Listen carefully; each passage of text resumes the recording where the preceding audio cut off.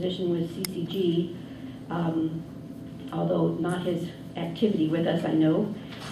And that's the Vice President of Education. They're involved, obviously, in bringing issues to your awareness, educating our group. We have a Vice President of Activism and Events. Kathy Bessler is back there at the table in the blue jacket. And that individual works in those areas to let you know what you can do, to keep you updated on events. And then we have a Vice President of Publicity and Communication. Jean Bolger is in that position at this moment. She is not with us tonight, but that person obviously involved in publicity. And we have a Secretary and a Treasurer. And we would very much appreciate anybody who is interested in trying to be more involved and maybe introducing some new ideas, getting some new, activism going with us. We would really welcome you to join us on the board, so please feel free to nominate yourself. Could you raise your hand if you are a voting member? In other words, you signed our mission statement and would like a nomination form. And then one of our members, one of our officers Kathy will bring those around. Anybody else? Put your hand up, she'll bring those around. And we'll collect them at toward the end of the meeting and announce who's been nominated. Okay, we are always looking for volunteers. If we're just given quite an allotment of wonderful conservative books. We had a library at one time, but then kind of lost our librarian. So if anybody's interested in setting up a lending library for us, that would be a terrific service to the group, I think. So let me know if you're interested. We also have volunteer forms. If you did not get a chance to fill one of those out, there's lots of different ways we need help, and you can find something that you specifically would enjoy doing, and we would appreciate that so much. I believe they're on the back table. We have a couple of outreach committees or groups of people that said they were interested in outreach. So I'm just going to list a few names here because I'd like these folks to meet after the meeting. If you can come up here to the corner. Outreach to churches, the Souders, Sarah Crook, Kathy Powell, and Jim Archieri. If any of you are here, you can meet up here. And Vicki West is also involved with that. We also want to start planning outreach to the cities, to the minority groups that we need to get our message to. And if Kathy Powell, John Lesniewski, or Brad Hinderleiter are here, if they could meet up here after the meeting. You've seen on your seats the upcoming events handout. There's a lot of terrific opportunities coming up. So please take a look at that. Does anybody need an events handout? Did anybody sit in the chair that doesn't have one? If you want to put your hand up. Kathy, do we have more of those? There's an extra one up here. The events handout. There's plenty of events sheets. Okay, at the back. That's great. Is there anything that, Kathy, is there anything you want to point out real quick about the upcoming events, or just let them take a look at it? Take a look. Yeah. I will say just one thing about them. Let's see. One of the events is upcoming like almost immediately. Of course, it's the first. Well, there's the concern going on. 14th through 16th is CPAC down in Washington, D.C. If you're interested in that, all you need to get on it and go to the website. And the other, number 5 is for the marriage rally. That's going to be the 26th of March. There is information on here as far as there's a couple buses going. One's from Lancaster, one's from the Shrine of Chester. You got it. Okay. I printed out a couple of forms back there on the table, like 15 of them, because there's registration on that, and so if anybody's interested in going on that, you can pick up one of the forms back here. Okay, great. And there is carpooling. Did Kathy just say that? We can organize carpooling. Yeah, if you want to contact Kathy for the marriage march. So, all right, great. As far as CCG goes, I'm going to announce this now because I know some folks leave early. April 9th, second Tuesday in April, will be our next meeting. I'm very excited about this meeting because I still have 5 children in public schools and a number that have graduated, but 5 still in the schools. And our topic is going to be indoctrination in education. I am reaching out to Peg Luxick. Haven't confirmed that yet, but I'm hoping to have her there. If you don't know who she is, you might want to Google her. Tremendous patriot advocate for correct education in our schools. Yes, and that's right. Support Sam Rohr for sure. We are also inviting the school board members. Some folks have asked about the primary coming up. I believe the primary is May 21st. This primary is basically county and local. So at the county level, we have several row officers. None of them are challenged on the Republican side. I'm not sure about the Democratic side, except for prothonotary. And in April, we will have the 2 candidates for prothonotary here. Also, a lot of communities have school board elections coming up. And because we're talking about indoctrination in education, we thought we would draw the school board candidates with an offer to get up and identify themselves and say a word or two to their constituents, possible constituents, as well as hear a great educational forum on education. So I do need some help with just reaching out to these school board members and doing a little bit of research into indoctrination in education. If you are interested in that, please let me know that today. And in May, we're going to be doing the topic of the threat of Islamification. We're working on the possibility of getting Brigitte Gabriel, although I've got to have support from other Tea Party groups to do that, and that's been not forthcoming as quickly as I thought. So, but we can find excellent speakers on that, and we look forward to doing that. Okay, just a couple of quick legislation updates before we move on to our speakers that we are looking forward to tonight. One thing that you may have heard about on the news that particularly touched my heart is this lawsuit by none other than Eric Holder against this German homeschooling family. How many of you heard about this? Okay, a German homeschooling family fled Germany to the United States seeking political asylum because in Germany homeschooling is against the law, and they jail the parents and take the children away from them if you homeschool. These folks are Christians. It's part of their Christian convictions to homeschool. Came here for political asylum. Our immigration agency gave them political asylum, and then Eric Holder got involved. So the Department of Justice is now suing. I don't know if it's correct to say they're suing. They got involved to revoke that political asylum. So Homeschool Legal Defense Agency, Homeschool Legal Defense Association, HSLDA, is suing the Department of Justice in circuit court to keep this family from being sent away from our country of freedom, where they came to be free, back to Germany, where they would lose their family. So I would encourage you to go to the website for HSLDA, and I believe it's just www.hslda.org, and you'll find more information on that. If we can find out what you can do about it, there's somebody to call, write, email, whatever, we will get that to you via email. Keep an eye on that. Okay, we are all very concerned about our Second Amendment rights and the protection of those against the federal government. We just wanted to update you on that quickly. Quite a large group of our members went down to the Indian Valley Library a couple Saturdays ago to speak with Mike Fitzpatrick's representative. I believe there were 22 people there, many of them from our group. And the representative who was there, it's actually Jenny McClure. We have Sheriff Duke Donnelly with us, and Jenny is his right-hand lady.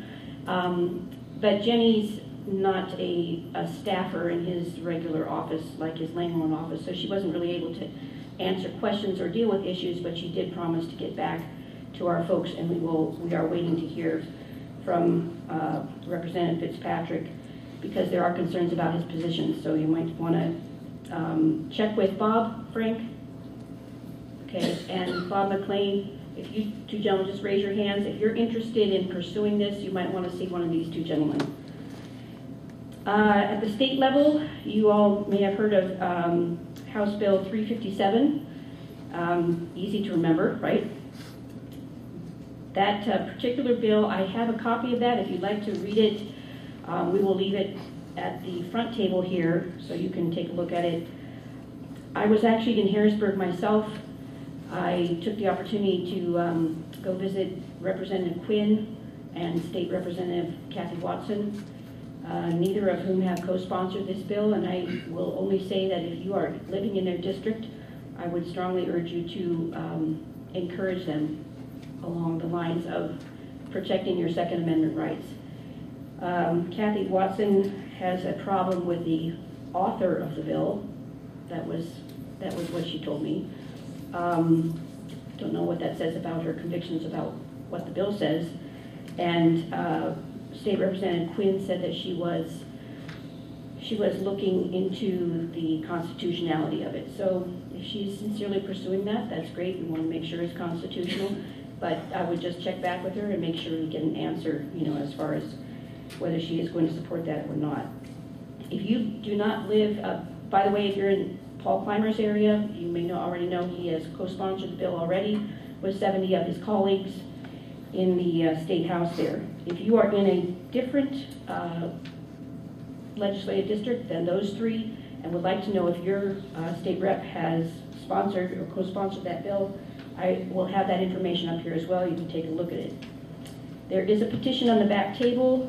Make sure, how many of you signed that petition coming in to support Representative Darrell Metcalf's bill 357? Can we pass that around, ladies?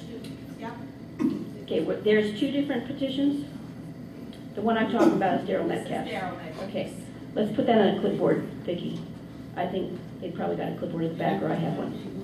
We'll pass that around. You can sign that as we move along here. Okay, and Carlo Riletto, just tell us when your rally is with the concerned gun owners of Bucks County. Well, we're having a meeting next Tuesday at the Veterans of Foreign War in Warminster.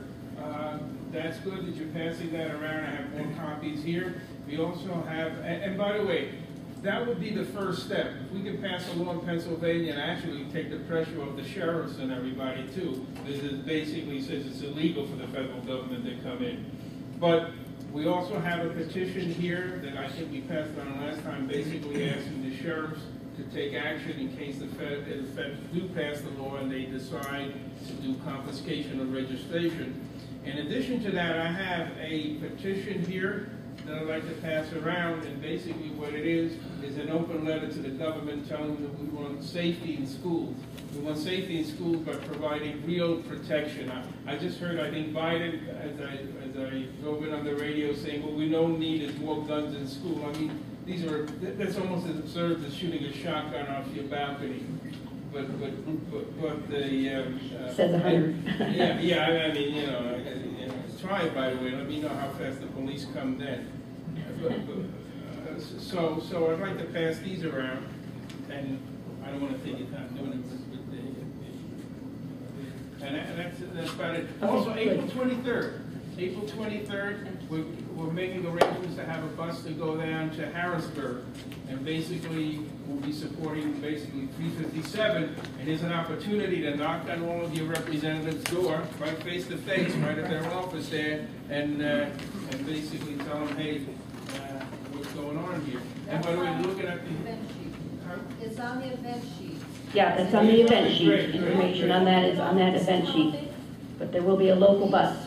These are back here. I didn't pass them out. These are for the Pennsylvania Preservation Act. These are all people on the committee, the Judiciary Committee, that need calling. If we want to get this thing up for a vote on the floor. And the fellow the chair of the committee is got a problem with supremacy clause. Mr. Metcalf's office has them pulled already today. They say you need to flood all these people that are on this committee, as well as your representatives. So please, pick it up. They're all here. The phone numbers are here. Pick one up on the way out. Have it handy. Make your calls if you haven't already. Yeah, and folks, that's very important because this is stuck in the Judiciary Committee until this chairman, who is not forthcoming with his support, I believe his name is Marsico. So calling is very critical. Now, I have up here a list of the Judiciary Committee by their party, whether they're Democrat or Republican, because I think who we want to pressure are the Republicans. I mean, that's hopefully a better bang for your buck. I have that information here. I believe the list that Kathy has lists a Democrat first, and then the Republicans are listed. Some are already co-sponsors, and that's also indicated up here. So if you would just like a little more information as to whether they're co-sponsor or whether they really need a call because they aren't on board, you can take a look at that afterward. Let me just read you just the quick summary of this bill. It says it's called the Right to Bear Arms Protection Act. This is 357, providing that any federal law which attempts to register, restrict, or ban a firearm or to limit the size of a magazine of a firearm in this Commonwealth shall be unenforceable in this Commonwealth and imposing penalties. And you can come up here and read what the penalties are. It includes considering any federal agent who comes and tries to enforce any federal regulation as committing a felony of the 3rd degree. So it has teeth in it. You might want to take a look at that. Okay, I think that's enough for introduction. I'm sorry it takes so long with that, but these things are important. We are honored tonight to have 3 men with us who will be speaking to you about the role of the sheriff. We have our sheriff in Bucks County, Duke Donnelly. He will be speaking from his perspective as an acting sheriff and his experience. Tom Ligenfelter, who is a candidate for sheriff's office in Bucks County. But our keynote speaker tonight is William Taylor Reil. Bill Reil is one of the veterans of the constitutional movement that I greatly admire and appreciate, because when most of us were all asleep, Bill Reil was banging on doors in Harrisburg and trying to wake up our legislators about adhering to the Constitution. So we thank you for that, Mr. Reil. Let me just give you a quick bio for Bill. Since 1990, he has been intently studying and researching constitutional law, particularly Pennsylvania history and law. During this time period, Mr. Reil, though not an attorney, has staunchly defended the individual rights of himself and helped others in Pennsylvania do the same, and has passionately defended the Pennsylvania Constitution through litigation, the education of others, writings, and lawful activism. In 1994, he helped establish the Pennsylvania Committee of Correspondence to educate and network Pennsylvanians together in an effort to actively reclaim our rights. He has also been an active member in a long list of grassroots organizations, patriot organizations, and we count him as a member of our group as well, because he has attended a number of our meetings as well. In 2009, Mr. Reil was one of 3 Pennsylvania delegates to the Continental Congress 09 and created the County Sheriff Brigades of Pennsylvania. Mr. Reil is currently one of the 2 state co-coordinators of the County Sheriff Brigades of Pennsylvania, and writes a weekly article and column for the Time News in Jim Thorpe, Pennsylvania. And since January 31st of last year, has written and helped hand deliver 1 or 2 pages of documents for the County Sheriff Brigades to the Harrisburg offices of the Governor and Lieutenant Governor and each state senator and representative approximately every 2 weeks. That's a lot of walking if you've ever been at the Capitol, if you go to every one of those offices. So thank you very much, Bill, for your staunch advocacy for the Constitution and our rights under it, and please come give us your thoughts.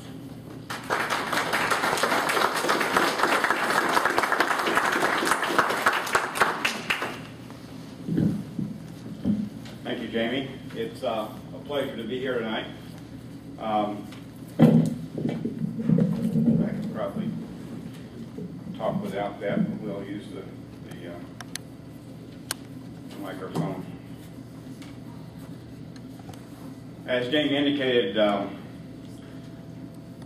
had the pleasure of being involved in a lot of activities over the years. Some not so pleasure, but nevertheless, you learn from everything, and I am so pleased that more and more people are waking up, and I'm hearing the word Constitution much more frequently. When you talk about the perfect name for a group, Citizens for Constitutional Government. I'm sure most of you realize we don't have such a thing, either the local, state, or federal. So we have our work cut out for us, and it is so important that the sheriff in each county understand and execute his or her duties according to the law. And so what I try to do is help people understand that the law really is the remedy. You don't have to make this up. The framers got it right most of the time. Unfortunately, intently since the war between the states, our governments have gone away from the Constitution. So I want to share a little bit about the Pennsylvania Constitution and its authority, and then get into the sheriffs. Before I do that, I guess I ought to do a little plug. The County Sheriff Brigades of Pennsylvania is an organization that tries to network together the brigades in each county. There is a brigade here in Bucks County. Bob Frank is the head of that. And we would encourage everybody to get involved with it, working in conjunction with other grassroots. It's not intended to replace, but to provide a learning location. Of course, the website, which Jamie indicated, does provide good information. But also to work with the sheriff, not as part of his office, but to work with and instruct the sheriff as to what his or her duties are, and be available to help if need be. I fear greatly that chaos is going to be amongst us, maybe in the near future, so we need to get prepared. Anyway, on the table, there's a copy of the state constitution. It's the House version. The Senate has a different version. This is our efficiency of the government, right? Anyway, I like the Senate version because, first of all, it's got bigger print, and that's good for me, other older folks. Also, it only contains the Constitution. The House version has all sorts of other things that aren't part of the Constitution. But unfortunately, the Senate doesn't like to give theirs out very much anymore. I suspect you can get one yourself, but I can't get them in volume. So the House version we'll have to make do with. I would really encourage you to get a copy and read at least the first 7 pages. That's the Declaration of Rights. That's what really pertains to us. And it's a prohibition, by and large, on government, what they can't do, just like the Bill of Rights.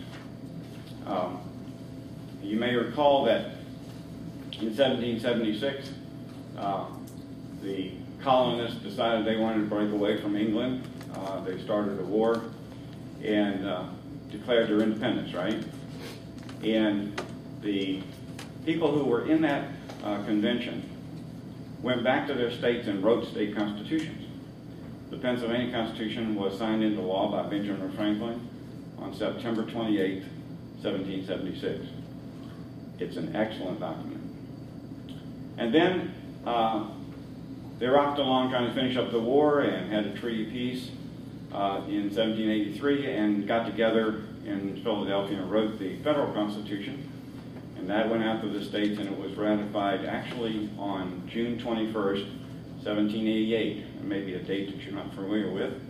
It was sent out on September 17th, 1787. And we celebrate that as Constitution Day, and I don't really have a problem with that. A couple of reasons. First of all, when it went out, it was a tremendous document, but that's all it was. It wasn't law. It didn't become law until June 21st, 1788, when New Hampshire was the 9th state to ratify.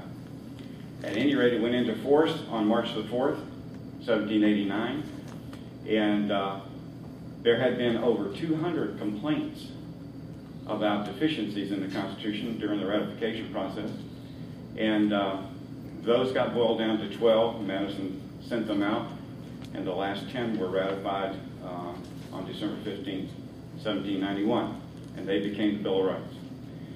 And they were put in the Constitution because the people of the states were extremely concerned about the central government and its tyranny it may become. They were just finished fighting a war from England, didn't they? So can you imagine that they would really think that a central government was what they wanted? Of course not. The Constitution is a enumerated, limited enumerated powers. And unfortunately today, most attorneys and judges and those in government don't even read the document, much less understand it. In fact, as I've been doing this, I've asked people, have they read the state constitution and the federal constitution? More have read the federal than the state. But as far as the state is concerned, between 90 and 95% of the people that I ask say no. Now, maybe because I prefaced by saying I've been studying it for a long time and they might be afraid of the next question. It would be embarrassing. But nevertheless, I would encourage you to do the same thing. Get to know at least the Declaration of Rights. Very, very powerful. And I want to touch on a couple, and then I want to jump into the sheriff's duties and responsibilities. First of all, as you indicated, God is ever present here. And it's confirmed by the Constitution.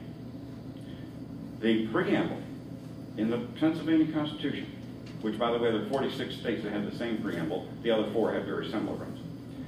We, the people of the Commonwealth of Pennsylvania, grateful to Almighty God for the blessings of civil and religious liberty, and humbly invoking His guidance, do ordain and establish this Constitution.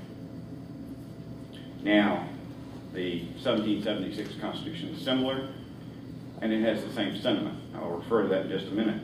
But then follows the Declaration of Rights.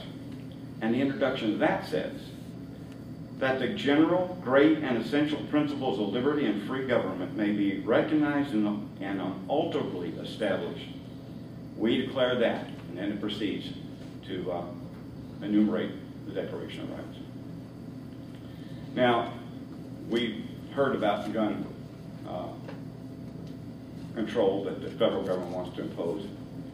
And I want to try to give you ammunition so you can answer those, no matter who they are, and tell them they got no authority to do what they're trying to do. I would challenge anybody, and I'm glad that someone brought federal constitutions, and I would encourage you to pick this up from them.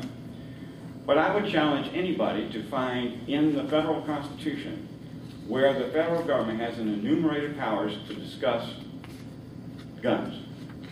Oh, wait a minute. There's the Commerce Clause, right? They always use that. Well, I have an article on the website that talks about the true meaning of the Commerce Clause and how it's been perverted.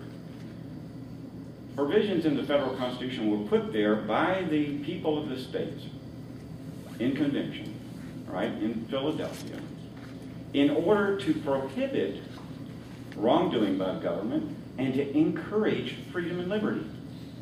The Commerce Clause was put in the Constitution because the states had a tendency to put on tariffs and taxes when products would go through the state. And if you read the Federalist Papers on this subject, they talked about it extensively. They wanted to eliminate the possibility of this tension, this competing effort between the states, which ultimately would lead to war. That's their words, not mine. It's Madison. And the reason for the Commerce Clause was to keep things regular, to encourage commerce between the states. And that's been turned upside down by certain attorneys and judges, and actually it's the National Commissioners of Uniform State Laws that led this effort, starting in 1891. And that's a subject for another day. But the point being is, the Commerce Clause is a sham when they use it that way. They absolutely perverted the meaning of it. And then there's a necessary and proper clause, right? That implements the provisions, the other 17, in Article 1, Section 8. And that's an excuse that attorneys will use. Well, it's necessary and proper. Well, if if you have no authority to start with, you don't have to worry about necessary and proper, do you? All right? So, oh, by the way, in the 13th Amendment, they changed that appropriate legislation as the implementing clause. What makes it appropriate? Who determines that, right? So you see how the Constitution has been perverted over time. So the federal government, I don't believe, can, or anyone can produce any authority for the federal government to do anything with respect to bearing arms. But let's talk about who's really in charge.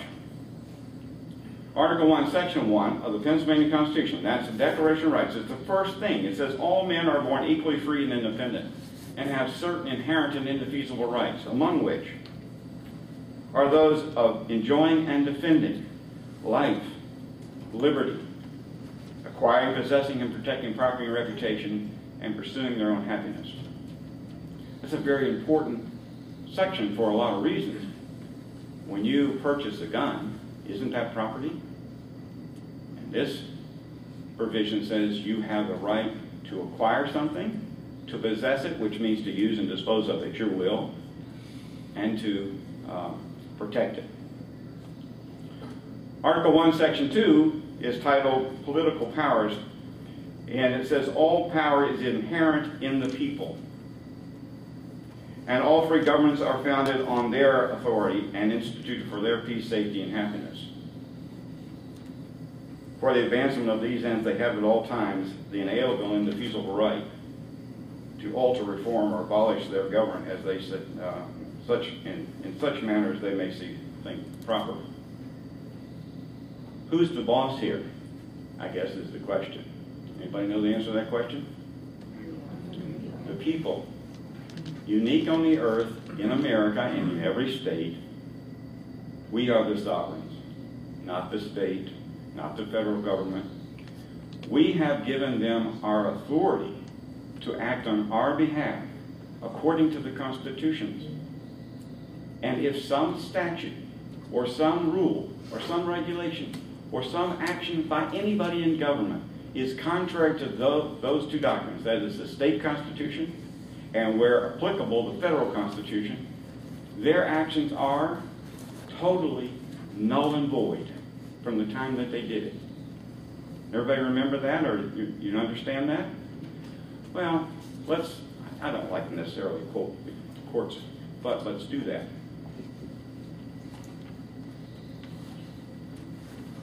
Page 7 of this, it's actually the Citizens Rule Book, has a number of cases. Pretty much everybody knows Marbury versus Madison, right? 1803, you've heard of that case? And Justice Marshall, in that opinion, toward the end, says, all laws which are repugnant to the Constitution are null and void. The court must be right? Not necessarily. In fact, the meaning of Marbury versus Madison has been so distorted by attorneys and judges, it's hardly recognizable. But anyway, I know everybody who's ever been stopped by a police officer knows this one.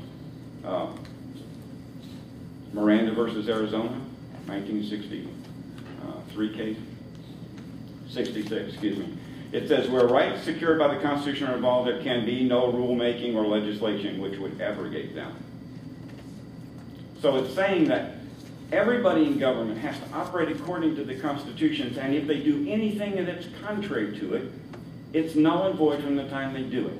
In fact, the general rule that's quoted here says the general rule is that an unconstitutional statute, though having the form and name of law, is in reality no law, but wholly void and ineffective for any purpose. Since unconstitutionality dates from the time of its enactment, and not merely from the date of the decision so branding it, no one is bound to obey an unconstitutional law, and no courts are bound to enforce it.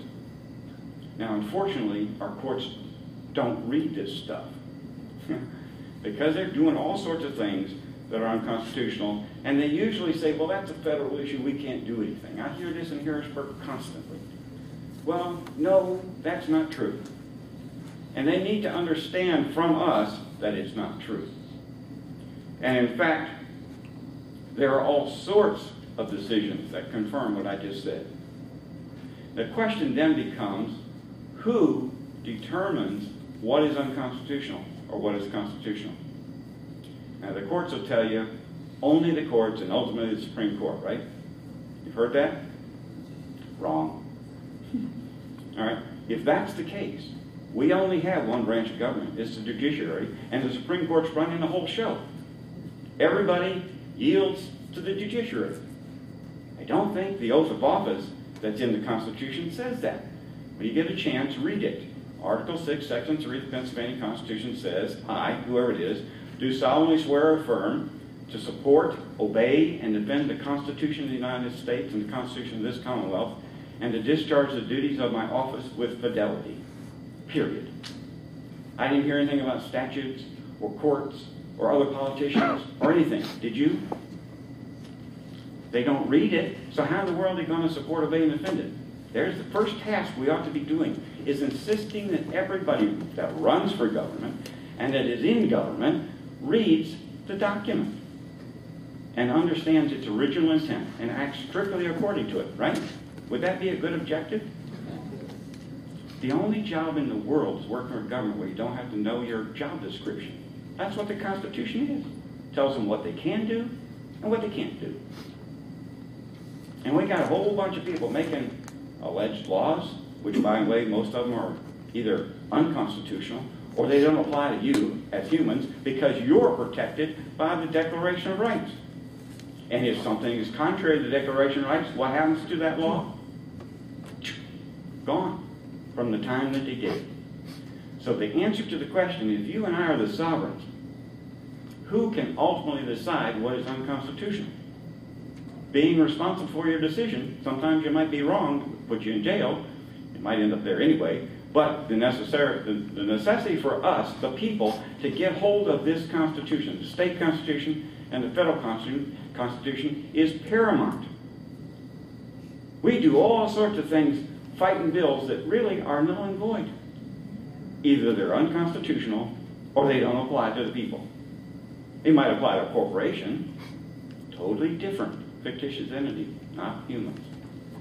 Corporations don't have rights, by the way, neither do trees, dogs, and everything else. Only humans.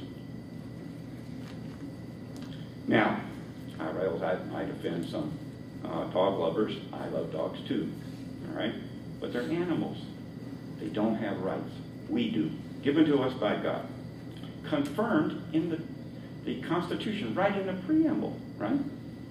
Don't have to make it up. It's there. Wouldn't it be great if somebody raises this question, well, we can't talk about God?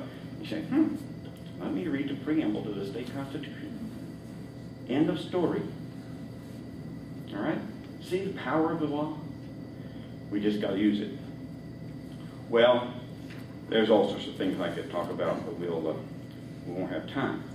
Let's talk about the relationship a little bit between the states and the federal government. Actually, we don't have a federal government now. We have a national government at best, but the way it's supposed to be. First of all, the states came first, right? The first 13 states were states before the federal government came into existence. Pennsylvania was created on September 28, 1776. And the convention for writing the federal Constitution was where? Philadelphia. All right? So, pretty prominent state. In fact, one of the very few states that weren't charters by English government. Pennsylvania was a creation of a land grant given to William Penn in payment to debt that the king owed William Penn's father.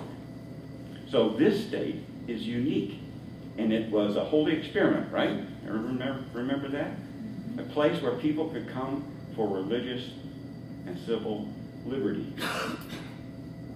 Well, the conventions of the states, the citizens in the states, created the federal government, didn't they? They, in fact, voted on it to create it. And in Madison's 51, Federalist 51, Madison talks about this relationship between the federal government and the state government. Let me read it to you. In a single republic, all the power surrendered by the people is submitted to the administration of a single government. And usurpations are guarded against by a division of the government into distinct and separate departments. In the compound republic of America, The power surrendered by the people is first divided between two distinct governments, state and federal, and then the portions allotted to each subdivision among distinct and separate departments. Hence, a double security arises to the rights of the people. The different governments will control each other, and at the same time, each will be controlled by itself. So when somebody says nullification isn't valid, and we don't have time to talk about that, they're wrong. I just read Madison, who's the father of the Constitution, explaining this different spheres of authority, state and federal. And because the states created the federal government, who's superior in this arrangement? The creator is always, always superior to the creation. God is superior to us, so forth. So, the argument is sound and based on law. Now, there's three kinds of nullification. There's individual nullification. Can't you say no? And we ought to be saying no a lot. Now, you got to do it in the right way, all right? And with knowledge. And then there's the county nullification, where the jury nullifies things. The sheriff says no, the federal government's not coming in here and bothering us. That's nullification. Darrell Metcalf's law is a nullification law. It says, no matter what the federal government does, we've had enough. We're not going to enforce any more federal laws. They don't have any authority to start any of them, but nevertheless, he's drawn the line in the sand. And there's a penalty, like you said. It's a felony in the third degree. Some people have a problem with being a felony. I don't. I think we really got to put teeth into things. So we have this relationship between the federal government and the state government, where the state is superior, and the county is the building block of every state. Chester County has been around, excuse me, I'm not Chester County, sorry, Bucks County. I'm from Chester County, so brain slip there. Bucks County is one of the original states. William Penn came here and established his home in Bucks County, didn't he? Came up the river, and established Philadelphia. At any rate, we have a rich history here. And the sheriff, actually the constables and the sheriffs, have been here since the very beginning, since before there was a state. Sheriffs first came into existence around 500 AD in England. They are the chief, in today's terms, chief law enforcement officer of the county. They've always been that. Think about it. When did the first municipal police come into existence? Late 1800s. Started in New York City. All right? The politicians want to be able to control the police, so they started their own. And they've been working at pushing the sheriff out of existence from 1874 in the Constitution. They started pushing. And they've been pushing ever since.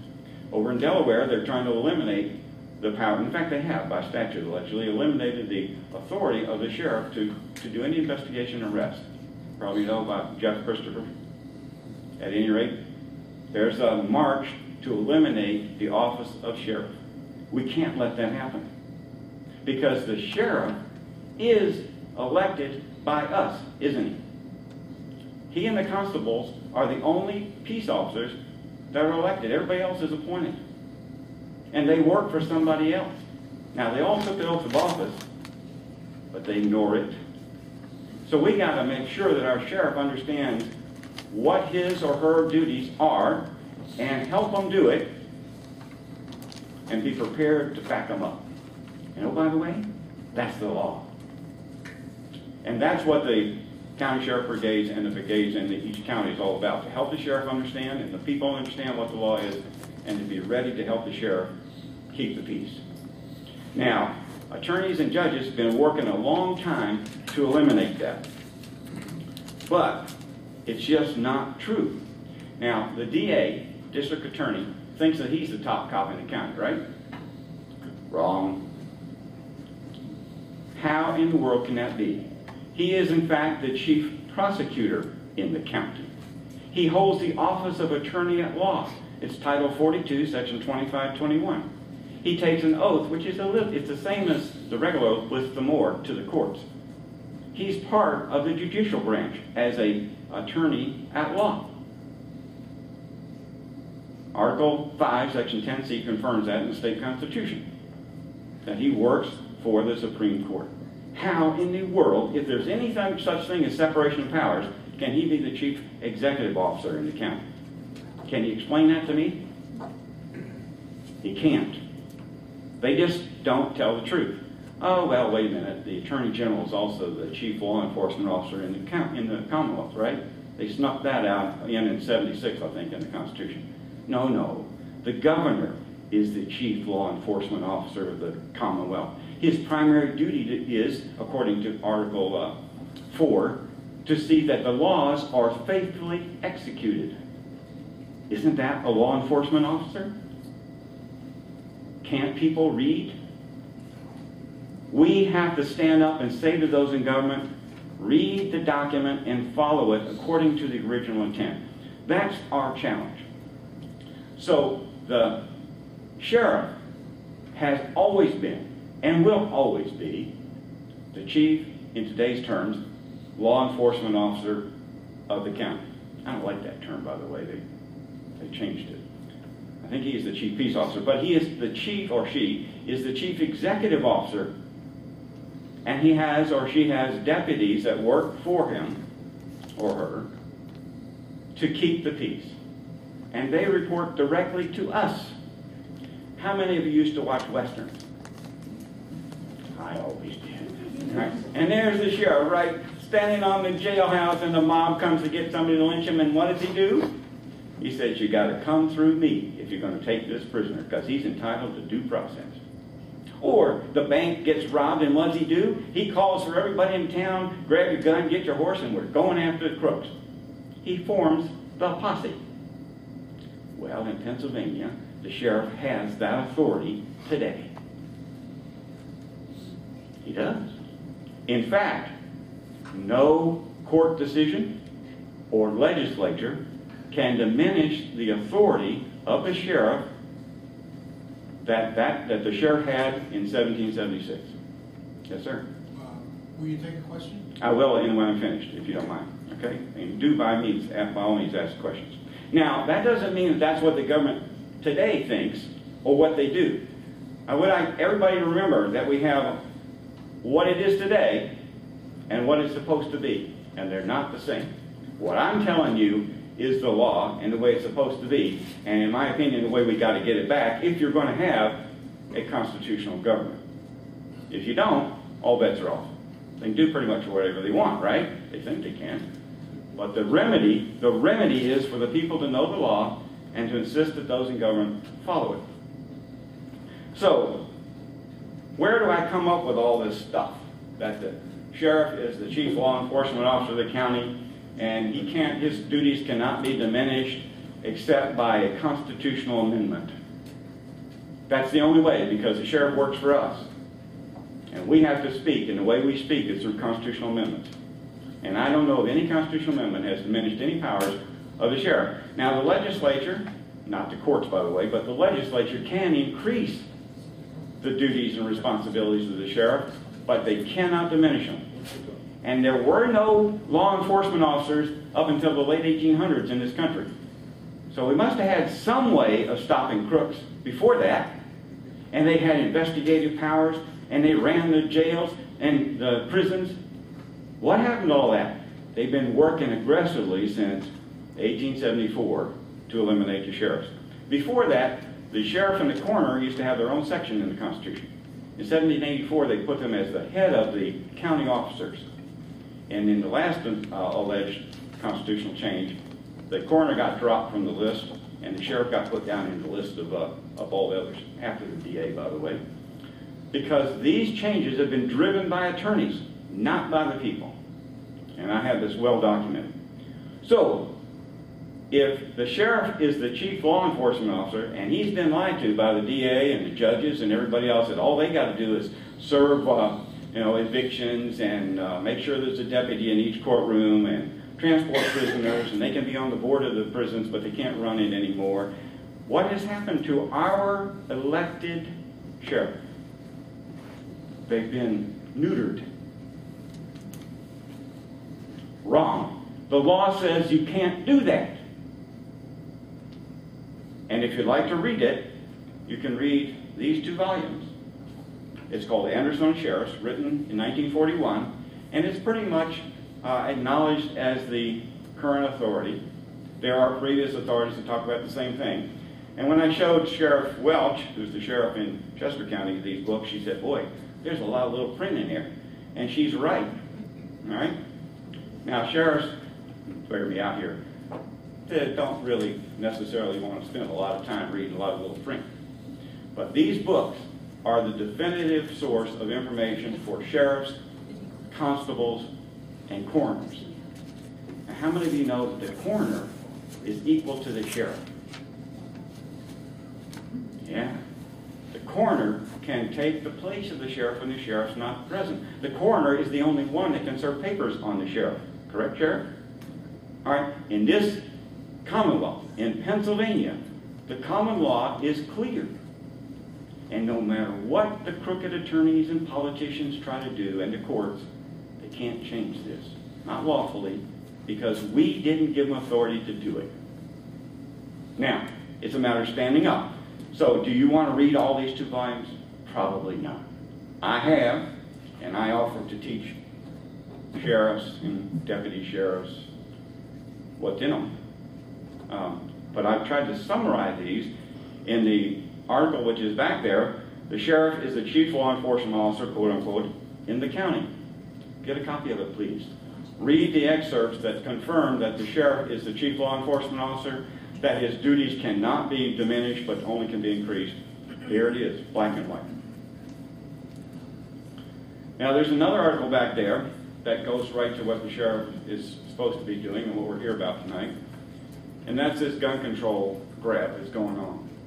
Tragic as Sandy Hook was, and others, no gun-free zones. Guns are not the cause. And that's the title of the document that's back there, Guns Are Not the Cause. And I tried to lay out the argument as to that. I have a friend who has a sticker on his van that says, if guns kill people, then pencils misspell words. Guns don't kill people, people kill people. I list 12 things that I do believe contribute to what's going on. The first one is taking God out of the public square. We have lost our moral compass here. Not all. The second one is gun-free zones. What nutty idea is that? That's an invitation to somebody who wants to go have a killing field. Now, in Texas, they've implemented in one school district particularly where the teachers or the administrators or the janitors can volunteer to carry concealed. They use fractional bullets, means if it hits something solid, it'll disintegrate, so it won't ricochet. They are trained, certified, approved by the Board of Education, but not disclosed as to who's carrying or how many. They have the normal security in the school and cameras and all that stuff, but think about it. If the administrator and the other people in the office had met Adam Lanza with arms, how many people do you think would have been killed? Probably not any. That's the reality. Most of the time, when somebody who's a little deranged, and I think he was a lot deranged, is confronted with a gun, they give up. Because they're basically cowards. But if there's nobody facing them down, they're going to do whatever they're going to do. Now that's not a given, but I would suggest in all of these cases, the amount of injury and murder would have been minimized, and has. There are many, many cases where guns prevent harm, more so than not. Third one is attorneys, judges, justices, and professors of law and politicians. They have contributed to this problem. You can read it, the media, drugs, both legal and illegal, divorce, psychologists, You think, you know, oh my goodness, we can't tell Johnny he's walking on a step. He might be rewarded for life. We need to start getting back to the basics. And the basics is for the sheriff to start acting like a sheriff. We need to require them to do it, because the sheriff also has the power here in Pennsylvania to deputize every able-bodied, actually 15 males, 15 to 45 what it used to be. I say every able-bodied person, because I, for one, know that a lot of women shoot better than men do. My ex-wife was one of them. Why are you standing there? Because I learned very quickly. Learn to duck. Well, she's the daughter of a chief of police and an ex-Marine, so you can figure that out. Anyway, the point being is I didn't know that. I learned it very quickly after we were married. But the point being is, today, we need to be ready to protect our own rights, don't we? And the sheriff there has the lawful authority to form a posse. Now the militias, and some people don't like to talk about this, militias are us. And you can form in militias locally and statewide. The militias fall under the authority of the government when formed. All right? But the people have to get in their heads that we're the bosses and we need to instruct those who work for us to do their job. And one of the jobs is the sheriff is elected to stand between us and government. Isn't he? Or a mob, or whatever. The term that was used by Madison in his Federalist Papers in 1798 was interpose. He needs to interpose himself between you and who's trying to get you. Be it someone trying to come after you, the county, the state, or the federal government. That's the sheriff's job. Oh, by the way, it's the job of everybody in government. They all take the same oath, don't they? Why do we keep paying them when they don't do their job? Why do we keep re-electing them when they don't do their job? Pardon me? Because if you don't pay them, you go to jail. Okay. Now, here's the choice. All right? You can sit there and say that, and you might. All right? And I appreciate your sentiments. But I tell you what, if you do nothing, if you let them continue to do what they're doing, you're already experiencing the tyranny, aren't you? Are you happy with your government? All right? So now's the time, because you'll never be stronger than you are today. Learn, stand together, and instruct those who work for us to do their job. If we don't do that, all this stuff is a waste of time. Now that may be a little harsh, but think about it. You come out to meetings, you learn a whole lot of stuff, and then you go home and you say, gee, I guess I won't do anything. All right? We got to stand up and instruct those who work for us. That means go to those who are elected and have a serious conversation. Don't put them on a pedestal. They're your public servant. Be respectful. But understand, you're the boss. I used to be in corporate world. I know how to be a boss. You take care of the people you work for as long as they do their job, and if they don't, what do you do with them? You fire them. Well, there's all sorts of other remedies. But the point being is, we are so controlled by government and thinking that we have to do what they tell us to do, that we're no longer free. Benjamin Franklin said what? Those who would give up a little liberty, or liberty for a little temporary security, deserve neither liberty or security. It's in fact carved on the wall to the left as you go up the steps from the Capitol. In fact, years ago, I used to ask the people in Harrisburg to park their car on 3rd Street and walk up those steps and read all that stuff. Go around the rotunda, read all that. Go to the House, go to the Senate, go up to the Supreme Court. What a great place to go visit. Have you all been to the Supreme Court in Harrisburg? If you haven't, that's worth a trip. The murals in that room really are instructive. The 10 Commandments are behind the bench. Beatitudes to the left of the judge, to your right if you're facing it. Blackstone's commentaries, the divine law. It's all there. Always have been there since 1906. And they have court in that room, and they'll find you guilty if you so just so brazen to mention Jesus Christ. Anyway, we have Darrell Metcalf's bill. Jamie mentioned that. There's also the Constitutional Sheriffs and Peace Officers Association. How many are familiar with that? Sheriff Richard Mack started it, and he's put out on the website for sheriffs to sign up and make a pledge that they will defend the citizens against invasion by the federal government in violation of the Second Amendment. And by the way, you don't have any Second Amendment rights. It's a nice little thing. They do these little clever words. You have rights, and they're protected, guaranteed, secured by the Second Amendment in the federal arena. The Declaration of Rights secures your rights in the state jurisdictions. They're your rights. They can't take them away. They might make it so you can't use them, but they can't take them away. Anyway, Sheriff Mack has got people signing up, sheriffs and peace officers and other county officers. There are now 14 sheriff's associations who've signed up as of today, and 349 sheriffs.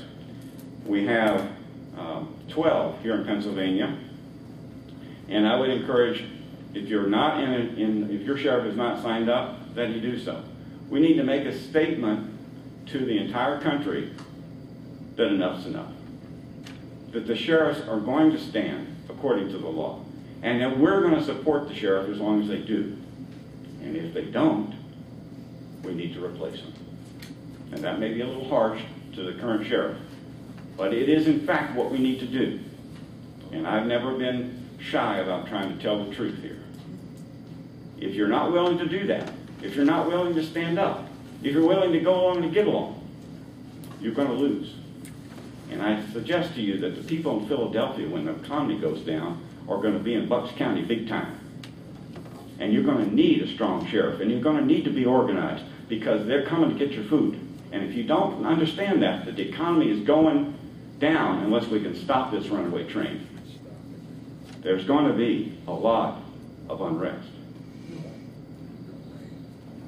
Now, are you willing to do it? That's the question. You can come to meetings, and that's all well and good. Anyway, I guess I'll just close by quoting Edmund Burke. The only thing necessary for evil to succeed is for good men to do nothing. Now, you have a question. Yeah, it was interesting when you mentioned about the sheriff and, for want of a better term, deputizing people that he would need. Does he select them? Does he ask for volunteers? And once he has them, what are the ramifications legally for them if they happen to do something, you know? The way it is and the way it's supposed to be. Keep this in mind, all right? You got a government that thinks they're omnipotent. And if you worry about judges and attorneys, you lose. My suggestion to sheriffs is they are the chief law enforcement officer in the county. They need to start acting like it and doing it. And don't take it from the DA and anybody else when they tell him not to. The people need to support that effort if he does. The DA will push back, as I suggested to Sheriff Welch. If you cite someone for violation of the law, and you take that individual into custody, and you present that bill to the DA, it's his duty or her duty to prosecute. You have made the assessment that the law has been broken. That's the job of the executive branch, to enforce the law. The judicial branch prosecutes people, right? Now they say, oh, we got all sorts of discretion. No. Somebody breaks the law, they need to be tried by a jury. You can judge the law on the facts. That's the law here in Pennsylvania. So the answer is when the DA just says, oh, I'm not going to prosecute. Wait a minute. They took an oath of office to the Constitution, and someone's broken the law, and he's not going to do his job. What's the remedy, folks? The sheriff has the authority to do what? To give him a place to stay for a while. All right? Now, I don't think it would come to that. As long as the sheriff starts acting like a sheriff, and we the people say to everybody that's in county government, the sheriff is the boss here, and as long as he does his job, we're with him. If he's not, he's out. He's not the king. Who's the king? We are. No, he thinks he is. He said Obama. He thinks he is. No, we are. Michael Bagdaris, who's Texan, who was the president of the Continental Congress, wrote a book, Good to be King. Read it. It's a good constitutional course. At any rate, so then she says, well, even if I did that, the judge wouldn't hear the case. So I'm just, dumb old guy, right? I said, okay, Bunny, I'm sure you can figure this out. All right, you've got a deputy sheriff in every courtroom. And if the deputy sees the judge violating the law, the rights of the people, what's the deputy's duty? Have a little discussion with the judge. And say, Judge, I just saw you break the law. I really would like for you to correct that mistake because I don't want to arrest you for breaking the law. Wouldn't it be great if people would do their job? All right? In fact, I had a young deputy I was in court, and the judge violated my rights, and afterwards I said to the young deputy, I said, you stood here and saw him break the law, violate my rights, and you did nothing. You should have arrested him. The young kid was bright. Just, they don't pay me enough to do that. My answer was, well, if you would do your job, maybe the people of this county would see fit to give you a raise. Point being,